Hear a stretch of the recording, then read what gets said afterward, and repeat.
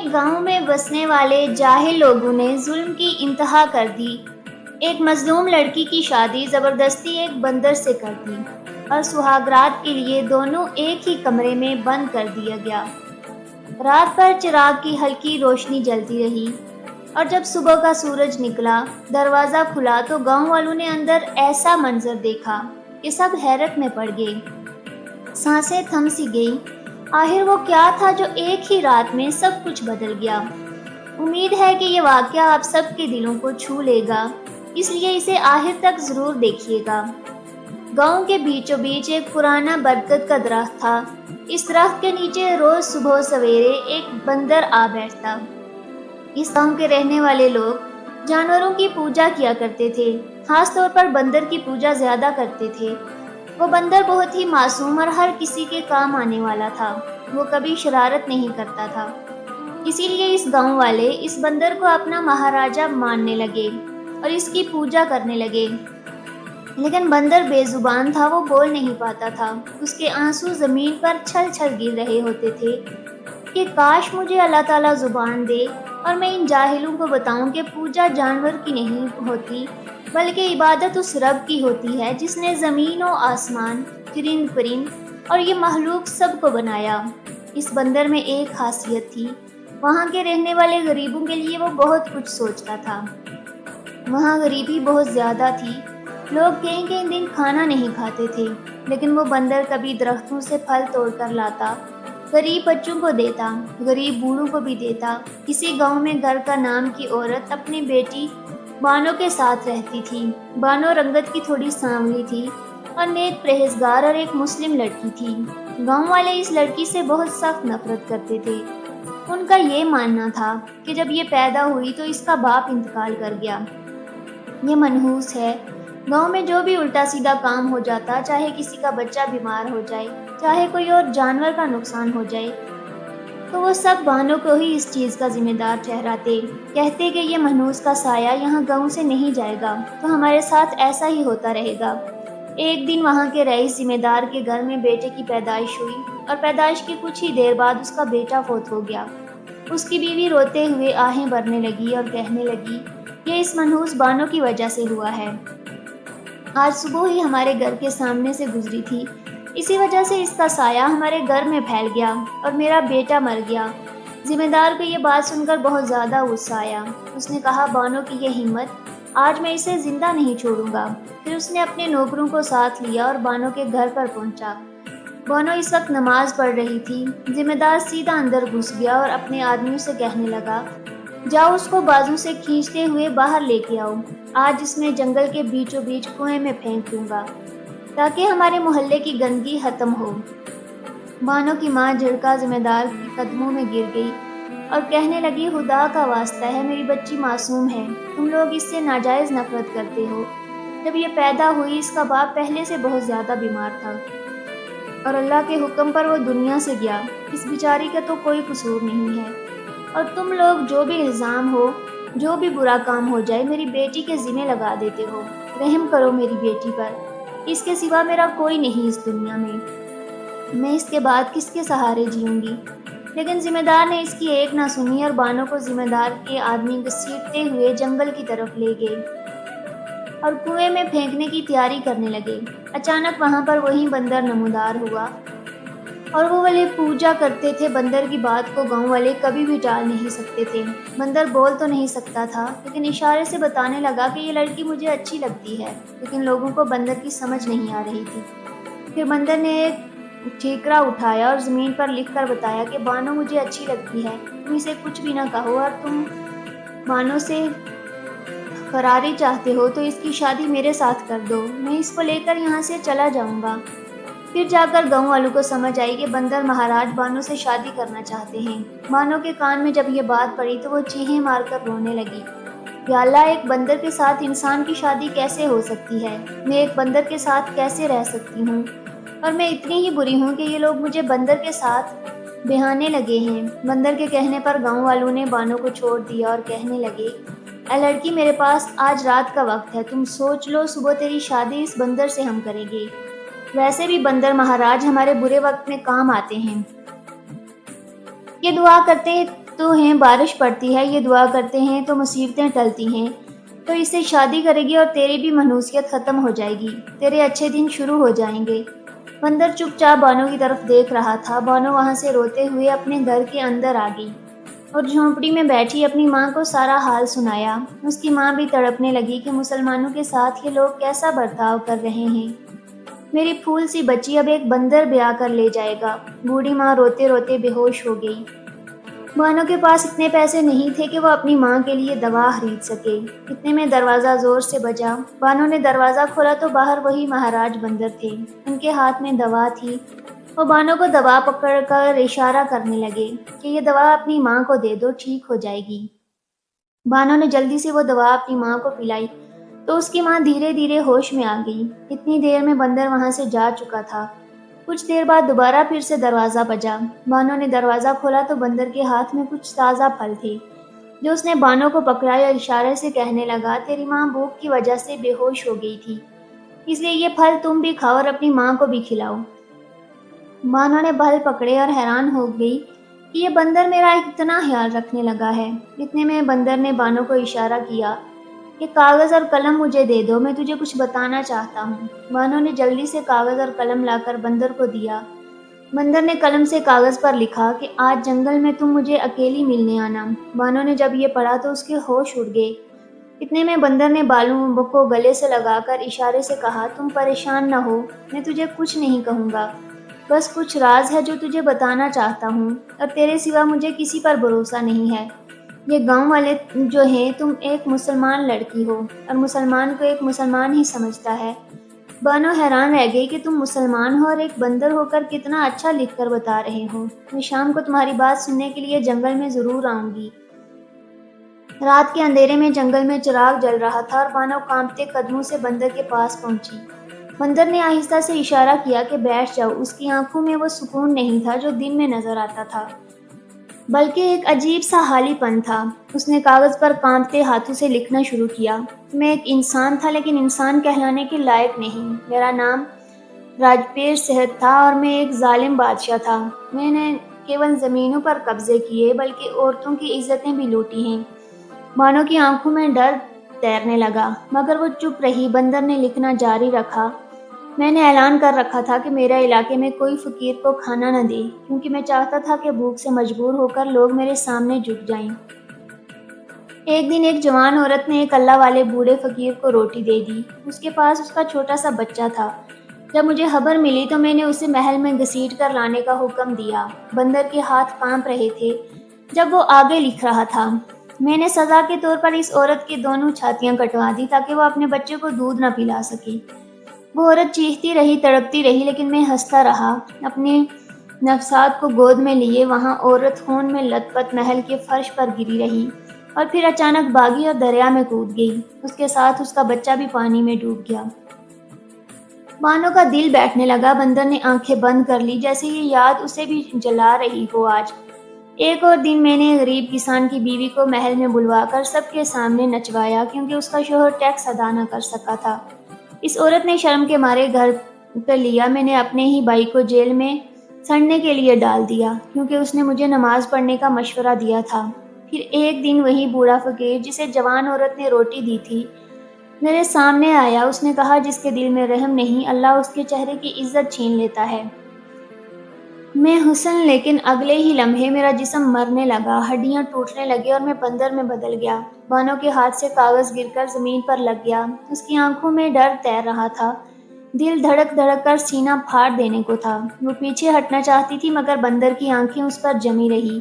ان آنکھوں میں اب وہ معصومیت نہیں تھی جو گاؤں والے دیکھتے تھے، بلکہ ایک ایسا سایہ تھا جو صدیوں کے گناہوں کے بوجھ سے بھرا ہوا تھا۔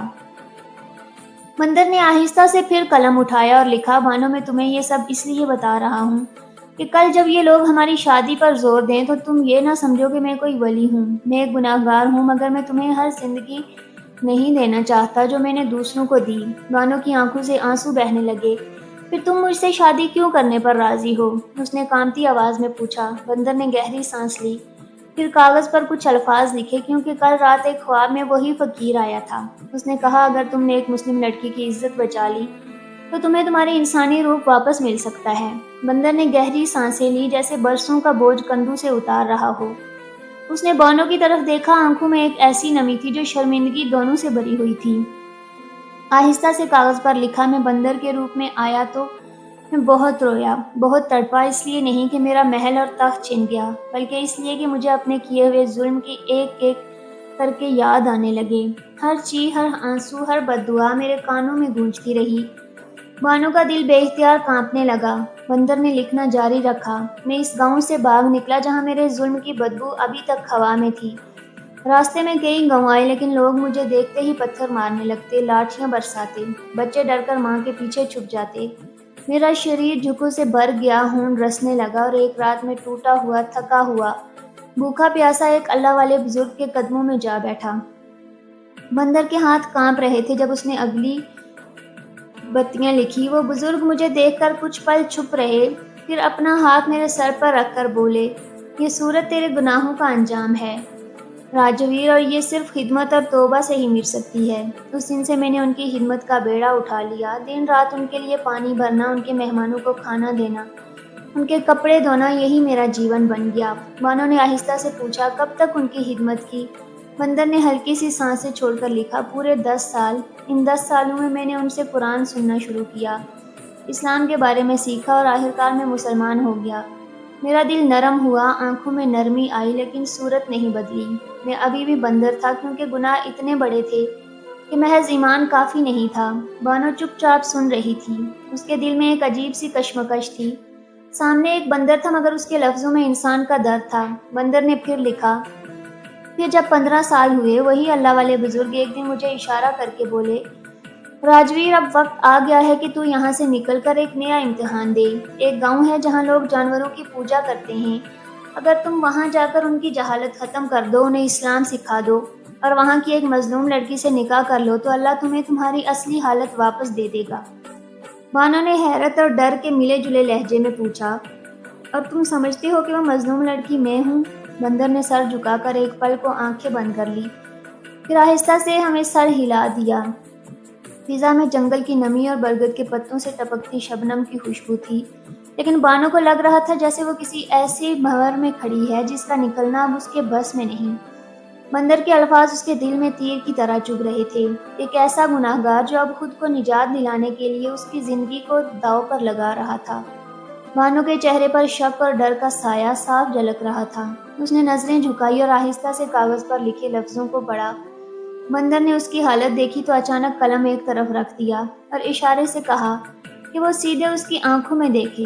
پھر بندر نے کاغذ اٹھا کر تیزی سے لکھا، بانو، تم جو دماغ میں سوچ رہی ہو نا، مجھے سب پتا ہے، میں تمہیں دام پر نہیں لگا رہا، یقین مانو مجھے تم پر ترس آ رہا ہے۔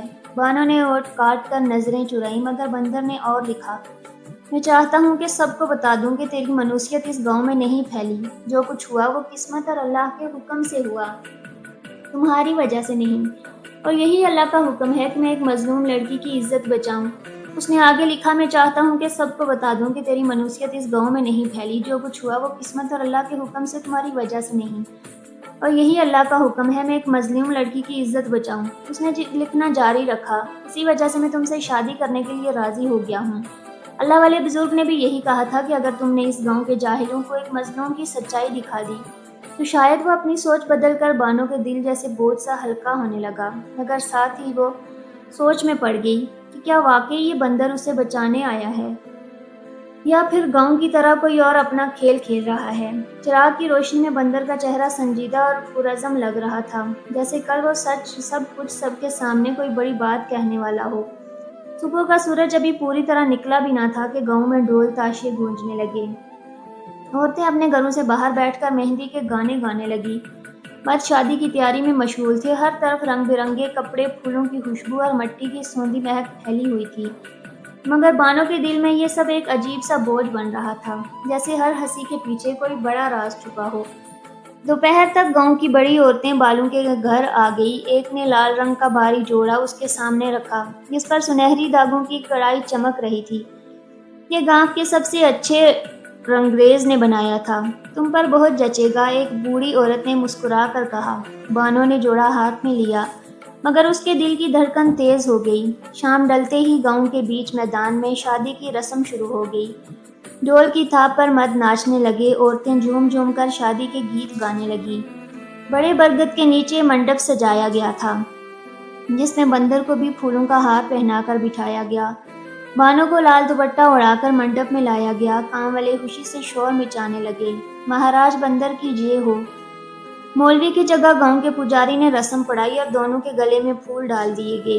بانو کا دل پتھر کی طرح بھاری ہو چکا تھا، کچھ سوچ بھی نہیں سکتی تھی کہ اس کی قسمت اسے کہاں لے آئی ہے۔ رسم ختم ہوتے ہی گاؤں والوں نے خوشی کے نعرے لگائے اور رات ہونے پر بانو کو ایک چھوٹے سے کمرے میں بٹھا دیا گیا، جہاں صرف چراغ کی مدھم روشنی تھی۔ بندر بھی اندر آ گیا، دروازہ بند ہو گیا اور باہر سے گاؤں والے ہنسی مذاق کرتے ہوئے چلے گئے۔ بانو نظریں جھکائے بیٹھی تھی، چراغ کی لو بندر کے چہرے پر پڑ رہی تھی۔ پھر اچانک اس کے جسم میں ایک ہلکی سی روشنی پھیلنے لگی۔ بانو نے چونک کر اوپر دیکھا اور یہ دیکھ کر اس کی آنکھیں کھلی کی کھلی رہ گئی۔ بندر نے دھیرے سے بانو سے کہا، بانو اب میں تمہارا شوہر ہوں، گھبراؤ مت، مجھے اپنے قریب آنے دے۔ اگر ہم دونوں آج کی رات ایک ہو گئے تو میں انسان کی روپ میں آ سکتا ہوں اور تو ہی ہے جو میری زندگی سنوار سکتی ہے۔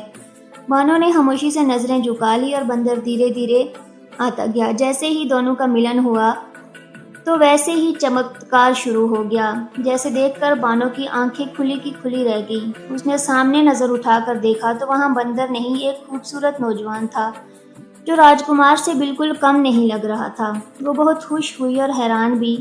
اللہ کا شکر گزار ہوئی کہ میں نے سپنے میں بھی نہیں سوچا تھا کہ اللہ صبر کا پھل مجھے یوں دے گا، میرا شوہر اتنا خوبصورت ہوگا۔ رات کے پرسکون لمحوں میں دونوں دیر تک باتیں کرتے رہے۔ بانو دل سے ڈر دھیرے دھیرے اس کے دل سے اتر رہا تھا، کیونکہ اس کے سامنے ابھی ایک انسان بیٹھا تھا، وہی شخص جو کل تک بندر کے روپ میں تھا۔ اس کی باتوں میں نرمی تھی، لہجے میں شکر گزاری اور آنکھوں میں ایک ایسی چمک جو برسوں کے اندھیروں میں لوٹی تھی۔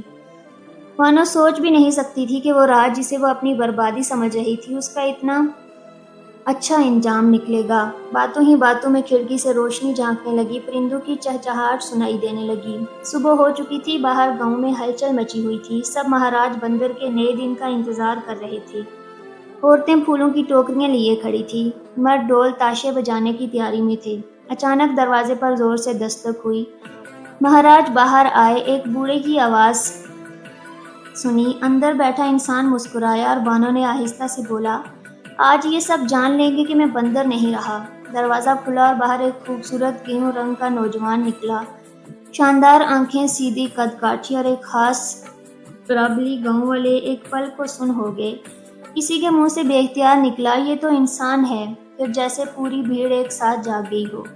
عورتوں نے خوشی سے نعرے لگائے، مرد پھول برسانے لگے، سب دوڑ کر اس کے قدموں میں گرنے لگے۔ مہاراج، یہ کیسا معجزہ ہے، آپ انسان بن گئے۔ مگر جیسے ہی پہلی قطار کے گاؤں والے اس کے قدموں کو چھونے لگے، نوجوان کا جسم جھٹکے سے کانپنے لگا، اس کی آنکھوں میں ایک عجیب سا درد ابھر آیا اور اچانک اس کے بال اگنے لگے، چہرہ مڑنے لگا، ہاتھ پاؤں سکڑنے لگے اور چند لمحوں میں پھر سے وہی بندر سب کے سامنے کھڑا تھا۔ بانو نے چیخ مار دی اور گاؤں والے سن رہ گئے۔ بندر نے اداس آنکھوں سے سب کی طرف دیکھا اور دھیرے سے کہا، میں انسان تھا، لیکن شاید ابھی اللہ کی آزمائش باقی ہے۔ گاؤں میں جو ہوا وہ سب کے لیے ایک معجزے سے کم نہ تھا۔ لوگ اس نوجوان کو ایک پل کے لیے دیکھ کر حیران تھے، مگر جیسے ہی وہ دوبارہ بندر بنا، ان کے عقیدے اور بھی پختہ ہو گئے۔ اب تو ہر گھر سے عورتیں، مرد اور بچے تھال سجا کر برگد کے نیچے آنے لگے۔ تھالوں میں پھل، مٹھائیاں، پھول اور پیسے رکھے جا رہے تھے۔ ہر کوئی منتیں مانگ رہا تھا، آج ہماری فصل اچھی ہو جائے، مہاراج ہمارا بچہ ٹھیک ہو جائے، مہاراج ہمارے گھر میں خوشی آ جائے۔ بندر اس سب کے بیچ چپ تھا، نہ اس کے چہرے پر خوشی تھی، نہ پلک جھپک رہا تھا۔ ایک عجیب سا بوجھ بندر کے پاس بیٹھی بانو تھی، اس کی خاموشی کو محسوس کر رہی تھی۔ آخر بندر نے آہستہ سے کہا، بانو، یہ سب غلط ہے، میں انسان بننے کے بعد بھی بندر ہی رہا، ہماری شادی ہو گئی، سہاگرات بھی گزر گئی، پھر بھی اللہ نے مجھے معاف نہیں کیا۔ اس کا مطلب ہے کہ کچھ اور کمی رہ گئی ہے؟ بانو نے فکر مند ہو کر پوچھا۔ پھر اب ہم کیا کریں گے؟ بندر نے گہری سانسیں لی۔ ہمیں دوبارہ اس اللہ والے بزرگ کے پاس جانا ہوگا، وہی بتا سکتے ہیں کہ میری آزمائش ابھی کیوں ختم نہیں ہوئی۔ اس شام دونوں گاؤں سے نکل کر جنگل کی راہوں پر چلنے لگے۔ ہوا میں نمی تھی، پتوں کی سرسراہٹ کے بیچ دور سے دریا کی آواز آ رہی تھی۔ लंबे सफ़र के बाद वो एक खुली जगह पर पहुंचे जहां एक पुराने दरख्त के नीचे वही अल्लाह वाले बुजुर्ग चुपचाप बैठे थे। तस्बीह उनके हाथ में थी और आंखें बंद बंदर और बानो उनके करीब जा बैठे। बंदर ने आहिस्ता से पूरी कहानी सुनानी शुरू की। गांव में क्या हुआ, कैसे वो इंसान बना और फिर बंदर भी बदल गया। शादी और सुहागरात के बाद भी सूरत में बदलना और लोगों का पूजा पाठ में और डूब जाना। बुजुर्ग ने आंखें खोली, उनकी निगाहें तेज हो गई। अचानक उनके चेहरे पर जलाल का रंग आ गया। वो बुलंद आवाज में बोले, ऐ बदबख्त इंसान, तुझे मैंने वहाँ किस लिए भेजा था? इसलिए कि तू अपनी ख्वाहिश पूरी करके वापस आ जा। मैंने तुझे हुक्म दिया था कि इन जाहिर लोगों को इनकी शिर्क से रोक, उन्हें अल्लाह का रास्ता दिखा, उनका दिल बदल, मगर तू वहाँ का तमाशा बनकर रह गया। बानो खौफ से कांप उठी और बंदर ने नजरें झुका ली। बुजुर्ग की आवाज़ अब और भी सख्त हो गई, जब तक वो गांव अपने रब को नहीं पहचानता तुझे इंसान का रूप नहीं मिलेगा। जा वापस जा और उस काम के हर काफिर दिल को बदल डाल, वरना ये शक्ल क़यामत तक ऐसे ही रहेगी। अल्लाह वाले बुजुर्ग की बातें बंदर के दिल में तीर की तरह डस चुकी थी और वो बानो खामोशी से गांव लौटने लगे। अब उसकी आंखों में एक नया अज़म था। अगली सुबह गांव के बीचों बीच बरगद के नीचे बंदर बैठा था, मगर आज की उसकी नज़र में वो रोब लौट आया था जो कभी बादशाह के ज़माने में था, लेकिन अब उस रब के साथ नरमी और सच्चाई भी शामिल थी। बानो उसके पास खड़ी थी। गांव वाले हमेशा की तरह थाल लेकर आ गए, फूल सजाने लगे, नारियल तोड़ने लगे। बंदर ने अपने दिल में दुआ की, है अल्लाह, अगर मेरा इरादा तेरे दीन को सरबुलंद करने का है तो मुझे वो ताकत दे कि लोग सुन सकें और समझ सकें। अचानक बंदर का पूरा वजूद एक नूर में नहा गया। गांव वाले हैरान रह गए और फिर वो करिश्मा हुआ। बंदर के होंठ हिलने लगे और उसकी जुबान से पहला जुमला निकला, ला इलाहा इल्लल्लाहु मुहम्मदुर रसूलुल्लाह। गांव वाले दहल गए, औरतों के हाथ से थाल गिर गए, बच्चे अपनी माओं से लिपट गए, मर्द एक दूसरे को देखने लगे। बंदर ने साफ गहरी आवाज में कहा, मैं तुम्हारा महाराज नहीं, मैं अल्लाह का बंदा हूँ। मैं वही हूँ जो कभी जालिम बादशाह था और ये शक्ल मेरे गुनाहों की सज़ा है। तुम लोग जानवरों की पूजा करते हो, मगर जिसने ये ज़मीन, ये आसमान और तुम सबको बनाया है वो सिर्फ एक है, अल्लाह। उसकी आवाज़ में ऐसी ताकत थी, उसके किसी की हिम्मत न हुई कि टोक सके। बंदर ने कहा, मैं जुल्म किए, औरतों पर सितम ढाए, गरीबों का हक छीना, एक अल्लाह वाले बुजुर्ग ने मुझे हुक्म दिया था कि तुम्हें जाहिलियत से निकालूं, और आज मैं तुम्हारे सामने सच लेकर आया हूँ। तुम्हारी भलाई इसमें है कि तुम इसी को पूजो जिसने तुम्हें बनाया है। एक लम्हे के लिए खामोशी छा गई, फिर एक बूढ़ी औरत रोते हुए आगे बढ़ी, महाराज, अगर आप अल्लाह के बंदे हैं तो हमें भी वो रास्ता दिखा दीजिए। बंदर ने आसमान की तरफ हाथ उठाए और कहो, ला इलाहा इल्लल्लाह, और फिर पूरे गांव में एक ही सदा गूंजी, ला इलाहा इल्लल्लाह मुहम्मदुर रसूलुल्लाह। इस लम्हे आसमान पर बादल गिरजे, ठंडी हवा चली और बंदर के जिस्म से वही नूर फूटा जो पहले आया था। बाल झड़ने लगे, चेहरा बदलने लगा और चंद लम्हों में बंदर की जगह एक खूबसूरत, रूबरू मगर आंखों में नरमी रखने वाला इंसान खड़ा था। गांव वाले बेइख्तियार बोल उठे, सुबहान अल्लाह। बानो की आंखों से आंसू बह रहे थे और बंदर जो अब खूबसूरत इंसान बन चुका था मुस्कुरा कर बोला, ये अल्लाह का वादा था और आज पूरा हो गया। हमें आज का दिन तारीख बन गया था। सुबह से शाम तक एक ही बात जुबानों पर थी, महाराज बंदर इंसान बन गए। मर्दों के चेहरों पर फहर, औरतों की आंखों में चमक, बच्चों के दिल में हैरत थी और हर तरफ हंसी खुशी की गूंज। लोग अपने घरों से पकवान निकाल निकाल कर ला रहे थे, कहीं मिठाई की प्लेटें, कहीं ताज़ा फल, कहीं दूध के बड़े मटके। बानो जो कल तक गांव में मनहूस कहलाती थी, आज सबकी निगाहों का खेल थी। औरतें उसके चारों तरफ बैठी थी और हाथ पकड़ पकड़ कर मुबारकबाद दे रही थी, बहन तुम तो नसीबों वाली निकली।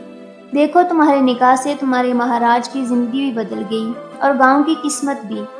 कोई कहती, अल्लाह तुम दोनों का साया हम पर कायम रखे। बानो के होंठों पर हल्की सी मुस्कान थी, मगर दिल में अब भी वो सारे मंजर ताज़ा थे जब यही काम उसे पत्थर मारने को तैयार थे। आज वही लोग उसके पांव छू रहे थे। महाराज जो अब इंसान थे, मस्जिद में गांव के बुजुर्ग के साथ बैठकर दीन की बातें कर रहे थे। कभी वो बानो की तरफ देखते तो दिल में शुक्र अदा करते कि अल्लाह ने उसे इतना बड़ा इनाम दिया। शाम के करीब जब सब लोग बरगद के नीचे एक बड़े खाने का इंतजाम करने लगे, बानो वहां से उठी ताकि घर जाकर थोड़ा आराम कर ले। वह अभी चंद कदम ही चली थी कि अचानक उसकी सांसें घूमने लगी। ہاتھ خود بخود سینے پر آ گیا اور آنکھوں کے سامنے دھند چھا گئی۔ بانو مہاراج تیزی سے لپکے اور اسے تھام لیا۔ بانو کا رنگ پھیکا پڑ چکا تھا، جیسے خون سوکھ گیا ہو۔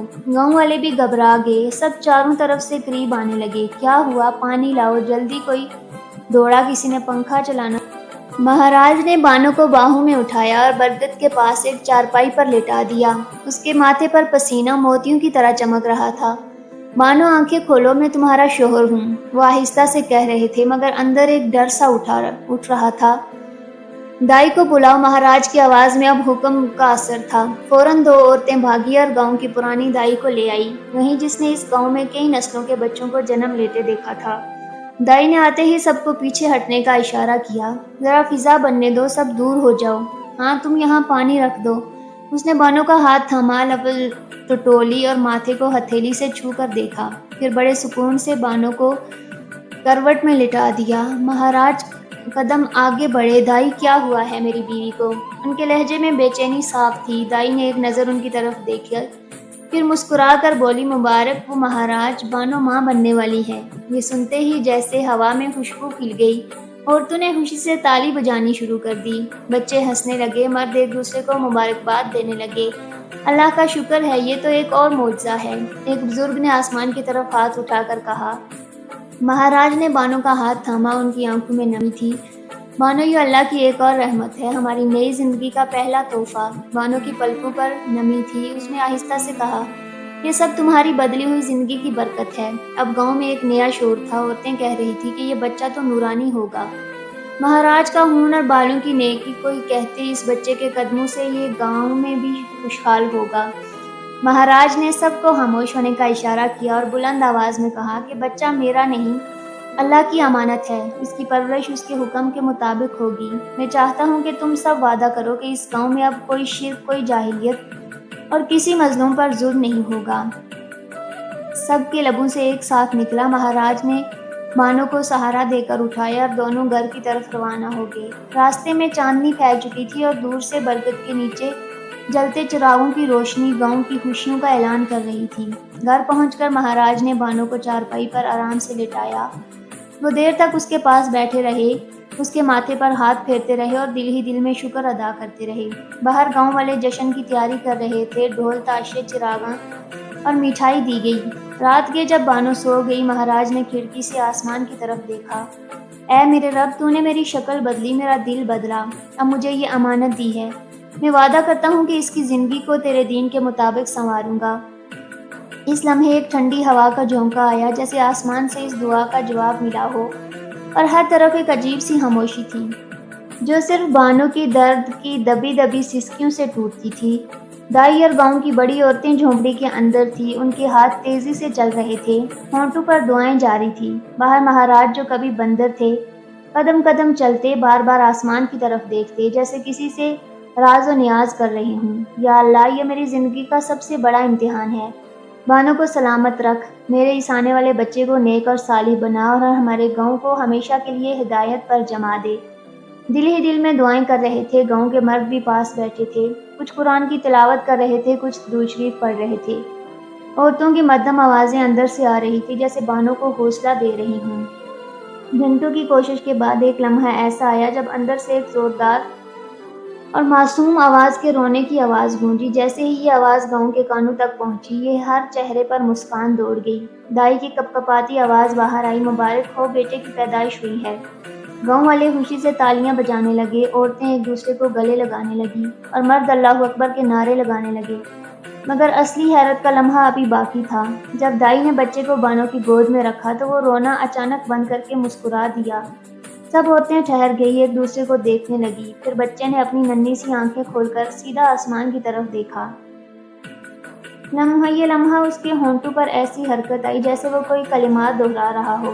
قریب بیٹھی ایک بزرگ عورت کی آنکھوں سے آنسو بہہ نکلے۔ اس نے کانپتی آواز میں کہا، سبحان اللہ، یہ تو اللہ کا نور ہے۔ یہ منظر دیکھ کر جھونپڑی میں موجود ہر عورت کی آنکھیں بھیگ گئی۔ کسی نے فوراً اذان دی اور جیسے ہی اذان مکمل ہوئی، بچے کے ننھے ہونٹوں پر مسکان لوٹ آئی۔ باہر یہ خبر پہنچی تو لوگ دوڑتے ہوئے آئے، مرد، عورتیں، بچے، سب اس ننھے کو دیکھنا چاہتے تھے۔